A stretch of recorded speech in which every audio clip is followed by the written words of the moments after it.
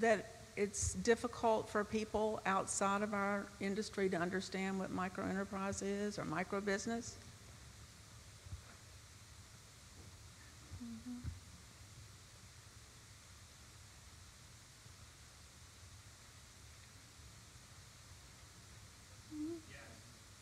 Yeah, blinded by the light. I'm looking straight at Patricia Harris. I'm thinking about your question, Grace. And first of all, I want to say this has been really an incredible day to have this information presented to us. So I want to thank Tammy and AEO team for pulling it together. What perplexes me is that everyone that has been on the panels all day have been, in my opinion, are truly change agents here in this country and know what we need to be doing to move the agenda forward. I put them on the same scale as the people who are making decisions every day in Washington.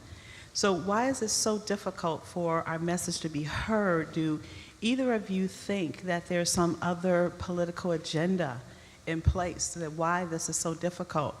You see commercials being run every day that says, this business started in a garage, this business started in a garage, this business started in a basement. So to say that people don't realize where micro stands and how it starts, I question that people don't know. I think they do know. But why is it continually so difficult for us to move this agenda forward? I've been involved in AEO since its inception, and we're still beating the same drum over and over again. We're making very small baby steps in what we do. So just from your professional opinions, I would love to know what you think the real problem is, because obviously there is something that's underlying that keeps us from being where we need to be. You guys have had a lot of experience. Paul, can you, I mean, I know that is something based on the studies and work that you've done, you've experienced. Well, I'm just a brief introduction. I was a member of Ira's team. I'm a fund manager for about the last 10 or 12 years and have raised and managed, I guess, 6 funds, mostly international microfinance, mostly equity. And so obviously our issues have been different, but as I've listened to the discussion and the panel here, a few things sort of come home very closely. And one is sort of listening to all the things that you're being asked to do, you know, among them trying to address this disconnect that you find. All these things that you're being asked to do, you're being asked to scale up, you're being asked to integrate new technology, you're being asked to partner with each other, expand geographically, and at the same time, we're sort of criticizing the the bake sale model of financing. So I could imagine that you would leave this meeting with maybe a little bit of anxiety about how this was all to be accomplished. So I just want to very briefly say a few words and maybe elaborate a little bit on some of the things that Ira touched on and provide what I think is sort of some good news from sort of 2 sources about how this kind of transition, which seems enormous and daunting, you know, can actually be accomplished, and how it's maybe a little more promising and a little less threatening than some of the comments during the day have suggested. One sort of source of information that I'd point to is every year for the last few years, J.P. Morgan and an organization called the Global Impact Investors Network have done a survey of, I guess, self-identified impact investors, institutions. So the last one just came out a week or 2 ago. There are about 125 institutions surveyed who claimed that they were going to be making, that they had made last year about $10 billion in impact investments, and next year we're going to make about $12 billion. And there were some interesting, just kind of parameters that I just want to share. A little more than half of that money was expecting to earn market rates, but that means that a little less than half was not expecting market rates. About a quarter was expecting below market rates, and a quarter was just expecting capital preservation. So that's the kind of a top line sort of profile. In terms of the types of things that they were doing, about a quarter was focused on North America. About 20% was focused on microfinance, 20% focused on other financial companies.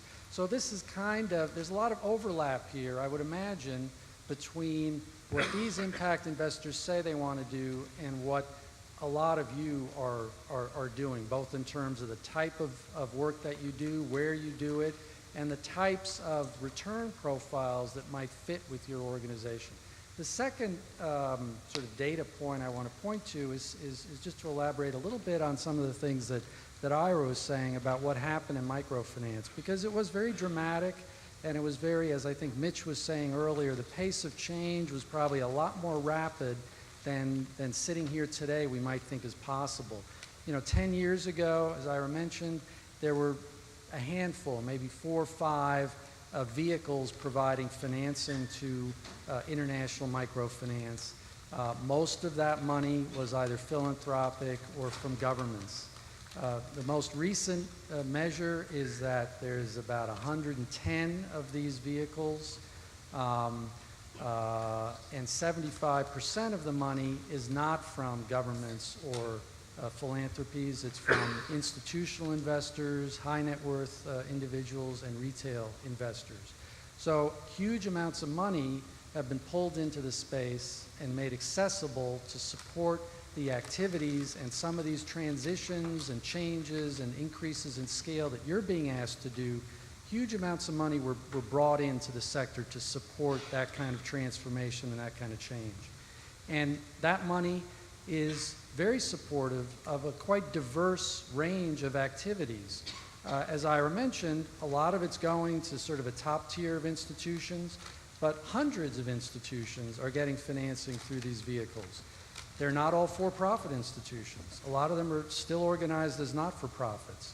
Almost all of them would characterize themselves as mission-driven institutions, as would most of the intermediary vehicles would characterize themselves as mission-driven. So this is not a sea change in terms of the types of things that would be supported. And I think many of your organizations could very well find a place and a future within this kind of landscape that we're predicting. The other thing I would mention is that this money is not driven by CRA. It's driven by, because there is no CRA, internationally, obviously, and most of the money coming into these funds was not really driven by national level regulation or requirements. Most of the investors, or many of them, I wouldn't say most, but a substantial minority are looking for outcome data. And so they're not just looking at financial returns, and they're not just looking at intent, they're looking at demonstration of outcomes and performance. And the last thing I would say is that this came about through a deliberate process. I mean, I guess this panel is supposed to be about how you make it happen. So I would just note that this happened through a concerted, deliberate decision that this needed to be accomplished, that the pool of funding and the diversity of funders to the international sector had to be developed and radically changed. And so the two things I would point to is, as Ira mentioned again, the traditional funders, the philanthropies and the governments did seed a lot of these vehicles. Now they only represent 25% of the money, but early on they were the ones who really made the decisions that this is the direction that things had to go in, and they put some of their resources, not all of them, most of them still do quite a bit of direct investing, but they devoted some of their resources to developing this intermediary capability that would be able to bring in these other investors. The second thing was that there was a very deliberate process of branding the sector in a way that would make it appeal to these new types of investors. So for years there was a conference organized, I think by Action or Women's World Banking, called Cracking the Capital Markets.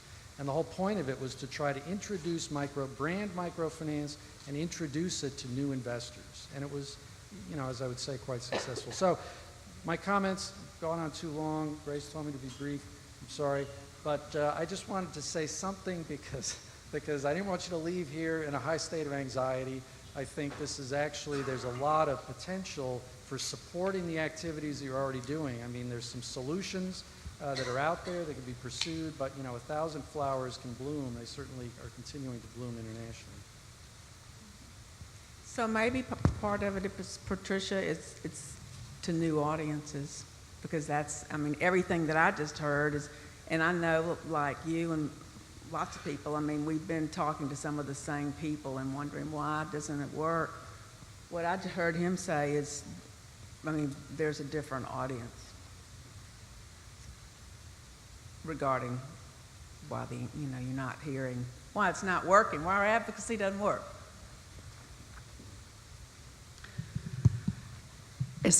Thank you. I'm Mara Henningsen. I'm the Vice President of the Wisconsin Women's Business Initiative Corporation, and I just had one other comment. I think sometimes when no one's hearing the drum that you're beating, you either need a different drum or you need to invite other instruments into your band. And I am new to this industry, but I don't feel nervous or anxious or down. I think I've seen so much growth in our organization and others in 18 months. I don't leave here feeling anything but additionally inspired. I've worn lots of roles in my previous life, but my passion was really for healthcare policy and administration and assuring access to quality and affordable care, primarily for children with long-term disabilities. And what that role really meant to me was empowering the traditionally underserved, i.e. children, i.e. those that couldn't walk, couldn't swallow, couldn't whatever, just to make their lives manageable. And I see the same thing as this industry. I think we're providing really fundamentally the right to pursue your happiness, as we're supposedly allowed through our government to do.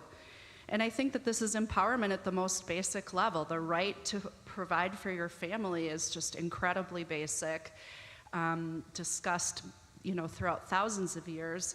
And I'm really inspired by this. And I think the call to action is not only for, the 90-10 rule, where 10% of the people are doing 90% of the work, but we have to remember we have this very powerful vote. If the legislators aren't listening, vote them out. We have to write letters. We have to write editorials to newspapers. We have to talk to our neighbors. When I came into WIBIC, I talked to everybody I knew and told them what we were doing, and so many more people know about that just from my conversation. So I think there's a lot that we can do. We have to remember we hold a lot of power, and it's that small vocal group of people that can make a lot of difference for either good or bad. So just comments. Well, don't go away. Don't go away. So, do you think, I mean, based on the things that you've heard today, that the systemic changes that are being put forward, I mean, they do remind me a lot of healthcare change. I mean, there's some definite kind of patterns for systemic change, the single point of entry into a service system in healthcare, or single